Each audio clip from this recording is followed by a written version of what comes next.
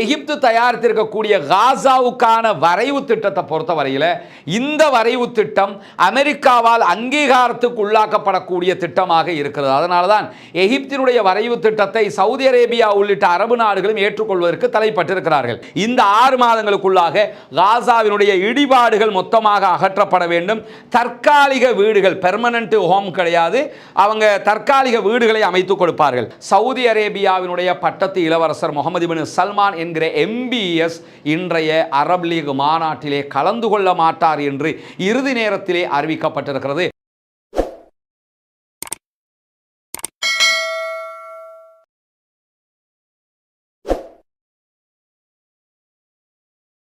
அஸ்ஸலாமு அலைக்கும் வரஹ்மத்துல்லாஹி வபரகாத்துஹு. அன்பிற்கினிய சகோதர சகோதரிகளே, நம் அனைவர் மீதும் ஏக இறைவனுடைய அமைதியும் கருணையும் உண்டாகட்டுமாக என்கிற உயரிய பிரார்த்தனைகளோடு காசா மீதான இஸ்ரேலிய ஆக்கிரமிப்பு பயங்கரவாத தாக்குதல்கள் ஆரம்பிக்கப்பட்டு 515 நாட்களாக இன்றைய நாள் இருக்கிற நிலையில் காசாவிலே யுத்த நிறுத்தம் ஏற்பட்டு சரியாக 45 நாட்களாகவும் இருக்கிறது. இந்த நிலையில் இதுவரைக்கும் யுத்த நிறுத்தத்தினுடைய முதல் காலகட்டம் முடிவடைந்த நிலையில் 2வது யுத்த நிறுத்த பேச்சுவார்த்தைகள் ஆரம்பிக்கப்படாத நிலையும் இருக்கிற போது இன்றைய தினம் சற்று நேரத்துக்கு முன்பதாக எகிப்தினுடைய தலைநகர் கெய்ரோவில் அரபு நாடுகளுடைய அரபு லீக் உச்சி மாநாடு ஆரம்பிக்கப்பட்டிருக்கிறது. இந்த உச்சி மாநாட்டுக்கு தலைமை தாங்கி முதல் உரையை பஹ்ரைனுடைய அதிபர் தற்போது நிகழ்த்தி கொண்டிருக்கக்கூடிய நேரத்தில் காசாவிலே என்ன நடந்து கொண்டிருக்கிறது, காசா தொடர்பாக என்னவெல்லாம் நடக்க போகிறது என்கிற செய்திகளைத்தான் இன்றைய தினமும் நாம் பார்க்க இருக்கிறோம். இன்றைக்கு வெளியாகி இருக்கக்கூடிய செய்திகளை பொறுத்தவரையில் ஆக்கிரமிக்கப்பட்ட மேற்கு கரை வெஸ்ட் பேங்க் பகுதிகளில் 2 விதமான தாக்குதல் முன்னெடுப்புகளை இஸ்ரேல் நகர்த்தி வருகிறது. ஒன்று, அங்கிருக்கக்கூடிய ஜெனின் அகதிகள் முகாம், தூபாஸ் போன்ற பகுதிகளில் தொடர்ந்து தாக்குதல்களை நடத்துகிறார்கள். அங்கிருக்கக்கூடிய பாலஸ்தீன விடுதலை இராணுவமும் அதற்கு எதிரான பதிலடி தாக்குதல்களை நடத்துகிற நேரம் இன்றைய தினம் இஸ்ரேல் நடத்திய தாக்குதல்களில் பாலஸ்தீன விடுதலை போராட்ட அமைப்பைச் சேர்ந்த 2 சகோதரர்கள் கொல்லப்பட்டிருக்கிறார்கள், ஷஹீதாகி இருக்கிறார்கள் என்கிற செய்திகள் வெளியாகி இருக்கிற அதே நேரம் இஸ்ரேலிய ஆக்கிரமிப்பு இராணுவத்தினுடைய 2 இராணுவ வெஹிக்கிள்கள் மொத்தமாக அழிக்கப்பட்டிருக்கிறது என்கிற செய்திகளும் இன்றைக்கு வெளியாகி இருக்கிறது. அதே நேரம் வெஸ்ட் பேங்க் எண்ணப்படுகிற மேற்கு கரை பகுதிகளில் கிட்டத்தட்ட 13 பேரை இன்றைய தினமும் இஸ்ரேலிய ஆக்கிரமிப்பு படைகள் கைது செய்திருக்கக்கூடிய நேரத்தில் புனிதமிக்க மஸ்ஜிதுல் அக்ஸாவில் ரமதானுடைய இரவு தொழுகைகளை தொழுவதற்காக செல்லக்கூடிய சகோதரர்களுக்கு படு பயங்கரமான இன்னல்களையும் துன்பங்களையும் கஷ்டங்களையும் தொடர்ந்து கொடுத்து வருகிறது இஸ்ரேலிய ஆக்கிரமிப்பு இராணுவம் என்கிற குற்றச்சாட்டுகளையும் வெஸ்ட் பேங்க்ல இருக்கக்கூடிய மக்கள் தொடர்ந்து முன்வைத்து வருகிறார்கள். அல் ஜசீரா அது தொடர்பான பல முக்கிய செய்திகளையும் ஒளிபரப்பி வருகிறது. இஸ்லாமியர்கள் புனிதமிக்க ரமதானுடைய மாதத்திலே இரவு தொழுகைக்காக மஸ்ஜித் அக்ஸாவுக்கு நுழைகிற அதே நேரம் அங்கிருக்கக்கூடிய யூதர்கள், செட்லர்ஸ் என்று சொல்லக்கூடிய ஆக்கிரமிப்பாளர்கள் என்ன பண்றாங்கன்னா, மஸ்ஜித் அக்ஸாவினுடைய இஸ்லாமியர்கள் தொழுகிற பகுதிக்குள் நுழைந்து இஸ்லாமியர்களுக்கு எதிராக கோஷங்களை எழுப்புவது மட்டுமல்லாமல் தல்முதிக் என்று சொல்லக்கூடிய அவர்களுடைய வணக்க வழிபாடுகளிலும் தொடர்ந்து ஈடுபட்டு வருகிறார்கள். இது சர்வதேச விதிமுறைகள் பிரகாரம் பாரிய குற்றமாக கருதப்படக்கூடிய ஒன்றாக இருந்தாலும் அவர்கள் அராஜகமாக இதை செய்கிற அதே நேரம் இளைஞர்கள் பள்ளிவாசலுக்குள் நுழைவதற்கு தொடர்ந்து தடை விதித்து வருகிறது இஸ்ரேலிய ஆக்கிரமிப்பு படைகள். அந்த பகுதிகளில் கங்க் வாட்டர் என்று சொல்லக்கூடிய கடுமையான துர்நாற்றத்தை ஏற்படுத்தக்கூடிய தண்ணீர் அடங்கிய பவுசர்கள் கொண்டு வந்து வைக்கப்பட்டிருக்கிறது. தொழுகைக்காக செல்லுகிற சகோதரர்கள் மீது அந்த நாசகார தாங்க முடியாத துர்நாற்றத்தை உண்டாக்கக்கூடிய தண்ணீர்கள் வீசப்படுகிறது, பாய்ச்சப்படுகிறது என்கிற குற்றச்சாட்டுகளும் இன்றைக்கும் முன்வைக்கப்பட்டு கொண்டிருக்கக்கூடிய நேரத்தில் வெஸ்ட் பேங்க் தொடர்ந்தும் தாக்குதலுக்கு உள்ளாகிறது. பாலஸ்தீன விடுதலை அமைப்பும் தொடர்ந்து அவர்களுக்கு எதிரான தாக்குதல்களை நடத்தி வருகிறார்கள். இப்படியான நிலையில தான் காசா தொடர்பான எகிப்தினுடைய மறுசீரமைப்பு திட்டத்தை இன்றைக்கு எகிப்து அரபு லீகினுடைய மாநாட்டில் முன்வைக்க இருக்கிறது.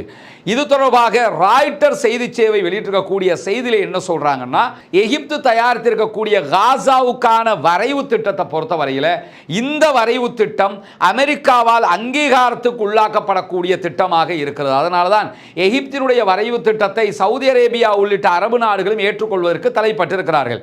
அப்படி எகிப்தினுடைய வரைவு திட்டத்தை அமெரிக்கா ஏற்றுக்கொள்ளுகிற அளவுக்கு அதிலே என்ன இருக்கிறது என்பது மிக முக்கியமானது. எகிப்தை பொறுத்தவரையில் 1973களில் இருந்து இஸ்ரேலோடு நெருங்கிய உறவு பாராட்டக்கூடிய ஒரு நாடாக இருக்கிறது. இஸ்ரேலுக்கும் அவர்களுக்கும் இடையில எந்த விதமான ராஜ்ய முருகல்களும் இல்லாத ஒரு ஒற்றுமை இருக்கக்கூடிய நேரத்தில் இஸ்ரேல் பாலஸ்தீனத்திலே பாலஸ்தீன விடுதலை போராளிகள் அமைப்பு ஆட்சியில் இருக்கக்கூடாது என்பதில் திடமாக இருக்கிறார்கள். அவர்கள் ஆட்சியில் இருந்தால் அதை நாங்கள் ஏற்றுக்கொள்ள மாட்டோம் என்று சொல்லிக் கொண்டிருக்கிறார்கள். பாலஸ்தீன விடுதலை இராணுவமும் ஆட்சியை விட்டுக் கொடுக்க தயார் என்கிறார்கள். அதே நேரம் ஆயுத களைவு நடக்கவே நடக்காது, வெப்பனை கீழே வைக்க மாட்டோம், எங்க நாட்டை பாதுகாக்கிறதுக்கு எங்க நாட்டினுடைய இராணுவமாக நாங்கள் நிற்க வேண்டியது எங்களுடைய தேவை என்பதையும் அவர்கள் அடித்து சொல்லிக் கொண்டிருக்கக்கூடிய நேரத்தில் அரபு லீகினுடைய மாநாட்டில் சமர்ப்பிக்கப்பட இருக்கிற எகிப்தினுடைய திட்டத்தில் காசாவிலே பாலஸ்தீன விடுதலை இராணுவத்திற்கு பதிலாக புதியதொரு அரபு நாடுகள் ஒன்றிணைந்த இராணுவத்தை களமிறக்குவது என்கிற ஒரு திட்டம் இருப்பதாக சொல்லப்படுகிறது. ஏற்கனவே இந்த திட்டம் முன்மொழியப்பட்டு பல தடவைகளில் பாலஸ்தீன விடுதலை அமைப்பு இதை மறுத்துட்டாங்க.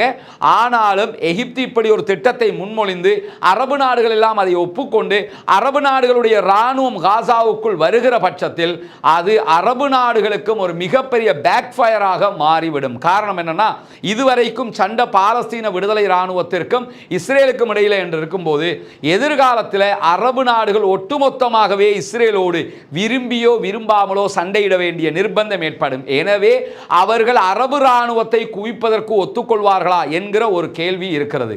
அதை தாண்டி அவர்கள் ஒப்புக்கொள்ளுகிற பட்சத்தில் அரபு இராணுவம் இஸ்ரேலோடு மோதிக்கொள்கிறதோ இல்லையோ, பாலஸ்தீன விடுதலை அமைப்பும் அரபு நாடுகளுடைய இராணுவமும் மோதிக்கொள்ளுகிற ஒரு நிலை ஏற்பட்டால் கண்டிப்பாக அது இருக்கும் நிலையை இன்னும் அதிகமாக மோசமாக்கும் என்பதுதான் திடமான உண்மையாக இருக்கிறது. பொறுத்திருந்து பார்ப்போம். எகிப்து காசாவுக்கு தீர்வை தரப்போகிறதா அல்லது பாரிய ஒரு குழப்பத்திற்கு வித்திட போகிறதா என்பதை இந்த அரபு லீகினுடைய மாநாடு மிக தெளிவாக உணர்த்திவிடும் என்கிற நிலையில டொனால்ட் ட்ரம்ப் முன்வைத்த திட்டத்தை மறுத்து அரபு நாடுகள் இன்றைக்கு ஓங்கி குரல் எழுப்பும் என்று சொல்லி அங்கிருக்கக்கூடிய செய்திகள் தெரிவித்துக் கொண்டிருக்கிறது. அரபு லீகினுடைய மாநாடு காசாவுக்காகவே கூட்டப்படுகிற இந்த நேரத்தில் காசாவில் இருக்கக்கூடிய மக்கள் எகிப்துக்கு அல்லது ஜோர்தானுக்கு குடிபெயர வேண்டும் என்று டொனால்ட் ட்ரம்ப் தொடர்ந்து வலியுறுத்தி வருகிறார். அதே போன்று பெஞ்சமின் நெத்தன்யாகும் அதை வலியுறுத்தி வரக்கூடிய நேரத்தில் தான் இன்றைய தினம் அரபு நாடுகள் இது தொடர்பாக என்ன முடிவை எடுக்க போகிறார்கள் என்கிற கேள்விகளும் நமக்கு முன்னால் இருக்கக்கூடிய நேரத்தில் அக்டோபர் 7ஆம் தேதி 2023ஆம் ஆண்டு ஆரம்பிக்கப்பட்ட இந்த யுத்தம் 515 நாட்களாக இன்றைக்கும் தொடர்ந்து வரக்கூடிய நேரத்தில் இதுவரைக்கும் 61 சகோதரர்கள் பாலஸ்தீன அப்பாவிகள் இஸ்ரேலிய சிறைகளுக்குள்ளாக கொல்லப்பட்டிருக்கிறார்கள், ஷஹீதாகி இருக்கிறார்கள் என்கிற கவலையான செய்தியும் வெளியாகி இருக்கிறது.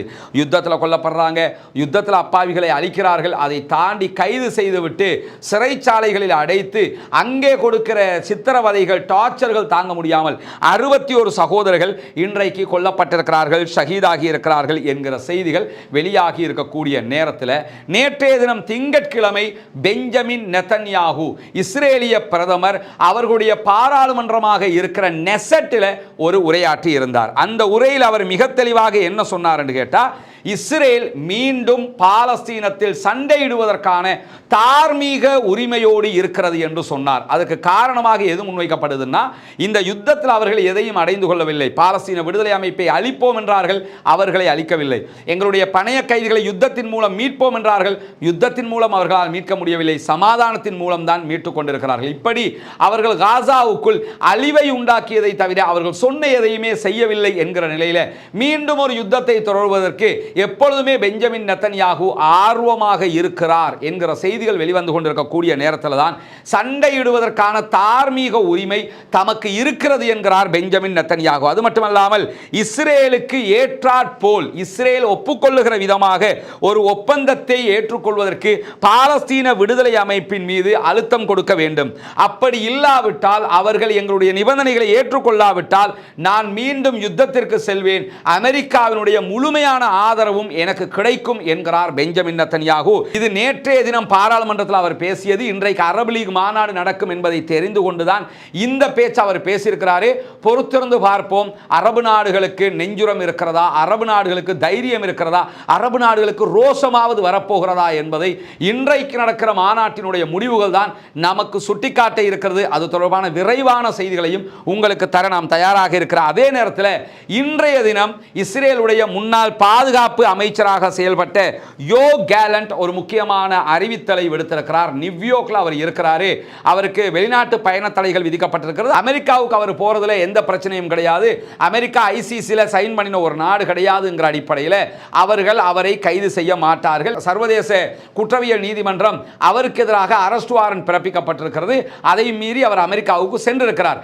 அமெரிக்காவில் வைத்து அவர் பேசுகிற நேரத்தில் என்ன சொல்றாருன்னா, பாலஸ்தீன விடுதலை அமைப்பை தோற்கடிப்பது தற்போதைய நிலையில் முக்கியமானது அல்ல. அவங்கள தோற்கடிக்கணும் என்று சொல்லி நாம ஓடிக்கிட்டு இருந்தோம்னா நம்முடைய பணைய கைதிகள் ஒருவரை கூட நம்ம உயிரோட கொண்டு வர முடியாம போயிடும். அத்தனை பேரும் செத்து மடிந்து விடுவார்கள்.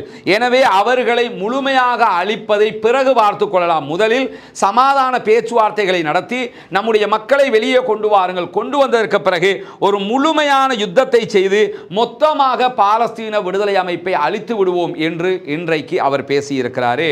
இதெல்லாம் பேசுறதுக்கு வேணும்னா இனிமையாக இருக்கும், நடைமுறை சாத்தியமற்றது. நம்ம ஹாஸ்டேஜஸை வெளியே எடுத்துக்கிட்டு யுத்தம் பண்ணுவோம், என்ன செய்கிறாங்கன்னு பார்ப்போம்னா சர்வதேச விதிமுறைகள் என்பது எல்லா நாடுகளும் ஒப்புக்கொண்ட சில விதிமுறைகளும் இருக்கிறது. அதை தாண்டி இப்போ நடந்த யுத்தத்தை விடவா இனிமே ஒரு யுத்தத்தை பண்ணிட போகிறாங்க என்கிற ஒரு கேள்வியில் தான் பாலஸ்தீன மக்களே இருக்கிறார்கள். முழு நாட்டையும் அழித்து கூட பாலஸ்தீன விடுதலை அமைப்பை அவர்களால் அழிக்க முடியவில்லை. அவர்களுடைய போராட்ட எண்ணத்தை அவர்களால் அழிக்க முடியவில்லை. அவர்களுடைய சுதந்திர வேட்கையை அவர்களால் இல்லாதொழிக்க முடியவில்லை. எனவே இதன் பின்னாலும் அவர்களுக்கு அப்படியான காரியங்களை செய்ய முடியாமல் இருக்கும் என்பதை நாம் புரிந்து கொள்ள முடியும். இந்த நிலையில தான் இன்றைக்கு நடக்கிற அரபு லீகினுடைய மாநாட்டில் எகிப்து சார்பாக முன்வைக்கப்படக்கூடிய அந்த தீர்மானத்தில் காசாவினுடைய வளர்ச்சிக்கு, காசாவை மீண்டும் கட்டியெழுப்புவதற்காக சுமார் 53 பில்லியன் யுஎஸ் டாலர்கள் தேவைப்படும் என்றும் அதற்கான திட்டத்தையும் எகிப்து முன்வைத்திருக்கிறது. எகிப்தினுடைய பாலஸ்தீன விடுதலை அமைப்புக்கு பதிலாக இராணுவத்தை கொண்டு வந்து குவிக்கணும் என்கிற அந்த கான்செப்ட் தான் நம்மளால் ஏற்றுக்கொள்ள முடியாத ஒரு கான்செப்டை தவிர, இந்த அவர்களை புனர் நிர்மாணம் செய்வதற்கு, காசாவை வலுப்படுத்துவதற்கு, வளப்படுத்துவதற்கு அவர்கள் முன்வைத்திருக்கக்கூடிய திட்டம் மிக அழகான ஒரு திட்டமாக இருக்கிறது. இந்த திட்டத்தினூடாக புதிய வீடுகள் அங்கே கட்டப்படும். வணிக துறைமுகம், ஒரு பிசினஸுக்கான ஹார்பர் அங்கே அமைப்பதற்கான திட்டம் அதிலே இருக்கிறது. அதே போன்று அங்கே ஒரு ஏர்போர்ட்டையும் அமைப்பதற்கு அரபு நாடுகள் ஒப்புக்கொண்டிருக்கிறார்கள் என்கிற ஒரு மகிழ்ச்சியான செய்தி இன்றைக்கு வந்திருக்கிறது. இந்த புனிதமிக்க ரமலானுடைய மாதத்திலே நோன்பாளிகளாக இருக்கக்கூடிய ஏழை மக்களுக்கான நோன்பு பிடிப்பதற்கான, நோன்பு திறப்பதற்கான ஏற்பாடுகளை செய்வதற்காக உங்களை நாடி நிற்கிறோம். அந்த மக்களுக்கான உதவிகளை செய்வதற்காக இறைவனுக்காக வாரி வழங்குங்கள் என்கிற கோரிக்கையை தான் இந்த வீடியோவினூடாக முன்வைக்க இருக்கிறோம். ஏன்னா நம்ம அத்தனை பேர் 3 வேளை உணவுகளை ரொம்ப மகிழ்ச்சியாக உண்டு நோன்புகளை பிடிக்கிற நேரம், ஒரே ஒரு வேளை நோன்பு பிடிப்பதற்கு கூட உணவில்லாமல் கஷ்டப்படுகிற சகோதரர்கள் நிறைய பேர் இருக்கிறார்கள். நோன்பு நெருங்குகிற போதே எங்களை ஏதாவது இடத்துல சேர்த்துக்கிறங்க, எங்களை மறந்துடாதீங்க, எங்களுக்கான உதவிகளை செய்ய முடியுமா என்று வெளிப்படையாக கோரிக்கை வைக்கக்கூடிய பல சகோதரர்களை நம்ம பார்க்கிறோம். பொருளாதாரத்தில் அவர்கள் அப்படியான ஒரு நிலையில் இருக்கிறதுனால தான் கேட்கிறாங்களே தவிர அவர்களுக்கு கேட்க வேண்டும் என்கிற எந்த ஒரு ஆசையும் கிடையாது. எனவே அந்த மக்களுக்கு தேடி சென்று உதவ வேண்டிய கடமை நமக்கெல்லாம் இருக்கிறது. நபிகள் நாயகம் ஸல்லல்லாஹு அலைஹி வஸல்லம் அவர்கள் அதைத்தான் நமக்கு காட்டியும் தந்திருக்கிறார்கள். அல்லாஹ்வுடைய தூதர் ஸல்லல்லாஹு அலைஹி வஸல்லம் அவர்களிடத்தில் இஸ்லாத்திலேயே மிகச்சிறந்த காரியம் எது என்று கேட்கப்படுகிற போது பசித்தவர்களுக்கு உணவளிப்பது என்றார்கள். எனவே பசித்தவர்களுக்கு உணவளிக்கிற இந்த நட்பணியிலே நாம் அத்தனை பேரும் இணைந்து கொள்ள வேண்டும் என்பதோடு அல்லாஹ்வுடைய தூதர் ஸல்லல்லாஹு அலைஹி வஸல்லம் அவர்கள் சொன்னார்கள், இத்தகுன்னார வலவ் பிஷிக்கி தம்ரா, ஒரே ஒரு பேரிச்சம்பழத்தினுடைய துண்டு இருந்தால் கூட அதை கொடுத்தும் நீங்கள் நரகத்தை விட்டும் பாதுகாப்பு தேடிக்கொள்ளுங்கள் என்றார்கள். நரகத்தை விட்டு பாதுகாப்பு தேடுகிற மாதத்தை நாம் அடைய இருக்கிறோம். அநேகமாக இந்த வீடியோவை பார்க்கிற நேரத்தில் நாம் ரமலானை அடைந்திருக்கலாம் அல்லது நாளை அடைவதற்கு வாய்ப்பு இருக்கிறது.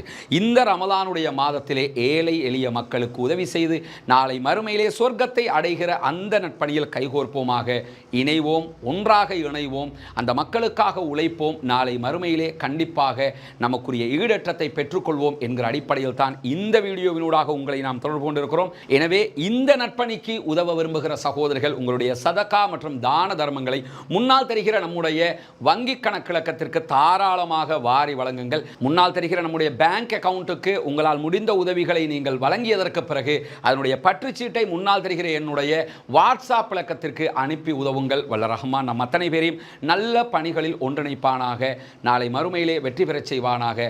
இந்த ஏழை எளிய மக்களுக்கான பணியிலே நாம் அத்தனை பேரும் ஒன்றிணைவோம், சதகாக்களை செய்வோம், பகிர்ந்தளிப்போம், நாளை மறுமையிலே வெற்றி பெறுவோம். காசாவில் ஆல்ரெடி ஏர்போர்ட் இருந்தது.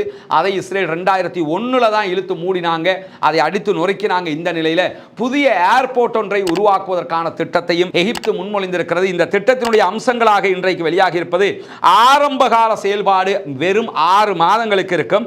இந்த 6 மாதங்களுக்குள்ளாக காசாவினுடைய இடிபாடுகள் மொத்தமாக அகற்றப்பட வேண்டும். தற்காலிக வீடுகள், பெர்மனன்ட் ஹோம் கிடையாது, அவங்க தற்காலிக வீடுகளை அமைத்துக் கொடுப்பார்கள். முதலாவது கட்டம் 2 ஆண்டுகள் என்று ஆரம்பிக்கும். இந்த 2 ஆண்டுகளுக்குள்ளாக 2 லட்சம் வீடுகள் காசாவிலே நிர்மாணிக்கப்படும் என்று அறிவிக்கப்பட்டிருக்கக்கூடிய நேரத்தில் இரண்டாம் கட்டம் 2.5 ஆண்டுகள் அதுவும் தொடரும். இந்த 2.5 ஆண்டுகளுக்குள்ளாக மேலதிகமாக 2 லட்சம் கூடுதலான வீடுகள் கட்டப்படுவது மட்டுமல்லாமல் விமான நிலையமும் ஹார்பரும் அதற்குள்ளாக அமைக்கப்படும். முதல் கட்ட செயல்பாட்டுக்கு 20 பில்லியன் US டாலர்கள் ஒதுக்கப்படுகிற அதே நேரம் இரண்டாம் கட்டத்திற்காக 30 பில்லியன் US டாலர்கள் ஒதுக்கப்படும். இது இன்றைய அரபு லீக் உச்சி மாநாட்டிலே சமர்ப்பிக்கப்பட்டு பாஸ் பண்ணப்படுகிற நேரத்தில் அரபு நாடுகள் இதற்குரிய பணத்தை கொடுப்பதற்கு தயாராக இருக்கிறார்கள் என்கிற நிலையில் சற்று முன்னால் பாலஸ்தீன விடுதலை அமைப்பினுடைய தலைவர்களில் ஒருவராக இருக்கக்கூடிய ஷேக் சமி அபு ஜுஹ்ரி அவர்கள் வெளியிட்டிருக்கக்கூடிய அறிக்கையில் காசாவினுடைய ஆட்சியை நாங்கள் விட்டுக் கொடுப்பதற்கு தயாராக இருக்கிறோம். எந்த நேரத்திலும் ஆயுத களைவு நடக்கவே நடக்காது. பாலஸ்தீனத்தில் இருக்கக்கூடிய எந்த போராட்ட அமைப்புகளும் ஆயுதத்தை வெப்பனை கீழே வைக்க நாங்கள் ரெடி இல்லை. எங்கள் நாட்டை நாங்கள் தான் பாதுகாப்போம். எங்கள் நாட்டினுடைய அபிஷியல் ராணுவமாக நாங்கள் தான் இருக்கிறோம். அந்த ரெட் லைனுக்கு யாரும் வரக்கூடாது என்கிற ஒரு வார்த்தையை பயன்படுத்தி அறிக்கை ஒன்றை வெளியிட்டிருக்கிறார் என்கிற நிலையில தான் இன்றைய தினம் நடக்கக்கூடிய அரபு லீகினுடைய மாநாட்டிற்கு தலைமை தாங்குவார் என்று அறிவிக்கப்பட்ட சவுதி அரேபியாவினுடைய பட்டத்து இளவரசர் முகமது பின் சல்மான் என்கிற MBS இன்றைய அரபு லீக் மாநாட்டிலே கலந்து கொள்ள மாட்டார் என்று இறுதி நேரத்திலே அறிவிக்கப்பட்டிருக்கிறது. அவருக்கு பதிலாக சவுதி அரேபியாவினுடைய வெளிவிவகார அமைச்சர் இளவரசர் ஃபைசல் இப்னு ஃபர்ஹான் அவர்கள் தான் கலந்து கொள்கிறார் என்கிற செய்திகள் வெளியாகி இருக்கிறது. மன்னர் சல்மானுடைய அறிவிப்பின் பிரகாரம் இளவரசர் ஃபைசல் இப்னு ஃபர்ஹான் அவர்கள் குழுவுக்கு தலைமை தாங்கி கலந்து கொள்வார் என்றும் தேவையான எல்லா முடிவுகளையும் அவர் எடுப்பார் என்றும் சொல்லப்பட்டிருக்கிறது. எது எப்படி போனாலும் இந்த கூட்டத்தில் சவுதி அரேபியாவினுடைய பட்டத்து இளவரசர் முகமது பின் சல்மான் அவர்கள் தான் தலைமை தாங்குவார் என்று அறிவிக்கப்பட்டிருந்தது. அவர் கலந்து கொண்டிருக்க வேண்டும். உலகமே எதிர்பார்க்கிற ஒரு முக்கியமான மாநாட்டிலே இன்றைக்கு அவர் பங்கெடுக்காமல் இருப்பது என்பது காசா மக்களுக்கு மட்டுமல்ல, உலகளாவிய மனிதநேயத்தை நேசிக்கக்கூடிய அத்தனை மக்களுக்கும் ஒரு அதிர்ச்சிகரமான செய்தியாகவும் கவலையான செய்தியாகவும் தான் இருக்கும். ஏன்னா இதில் முடிவெடுக்கக்கூடிய இடத்துல அவங்க தான் இருப்பாங்க. அது வெளிவிவகார அமைச்சர் எந்த அளவு தூரம் அவர் முடிவுகளை எடுக்க போறாருங்கிற ஒரு கேள்வி இருக்கிறது. என்னதான் இருந்தாலும் தற்போதுதான் மாநாடு ஆரம்பித்திருக்கிறது. மாநாட்டினுடைய முழுமையான அப்டேட்கள் உடனுக்குடன் உங்களுக்கு தருவதற்கு தயாராக இருக்கிறோம். காத்திருங்கள். அரபு லீகினுடைய மாநாடு காசாவுக்கு விடிவை தரக்கூடிய, காசாவுக்கு நலவை தரக்கூடிய மாநாடாக அமைய வேண்டும் என்று புனிதமிக்க ரமதானுடைய இந்த நேரத்திலே பிரார்த்தனை செய்ய மறந்து விடாதீர்கள். பாலஸ்தீனம் வெற்றி பெறட்டும், பாலஸ்தீனம் சுதந்திரமடையட்டும், பாலஸ்தீன மக்களும் நம்மை போன்ற நிம்மதியானவர்களாக மாற வேண்டும் என்கிற உயரிய பிரார்த்தனைகளோடு தொடர்ந்தும் உண்மையான செய்திகளை உடனுக்குடன் அறிந்து கொள்வதற்காக ரஸ்மினமயசி நியூஸ் அண்ட் ரஸ்மினமயசி அப்டேட் என்கிற நம்முடைய 2 சேனல்களையும் சப்ஸ்கிரைப் செய்யாத சகோதரர்கள் சப்ஸ்கிரைப் செய்து இணைந்து கொள்ளுங்கள் என்கிற கோரிக்கையை விடுத்தவனாக பாலஸ்தீன மக்களுக்காக ஜனநாயக ரீதியாக குரல் எழுப்புவோமாக. வாஹ்ரத் அவ்வானா அல்ஹம்துலில்லாஹி ரப்பில் ஆலமீன்.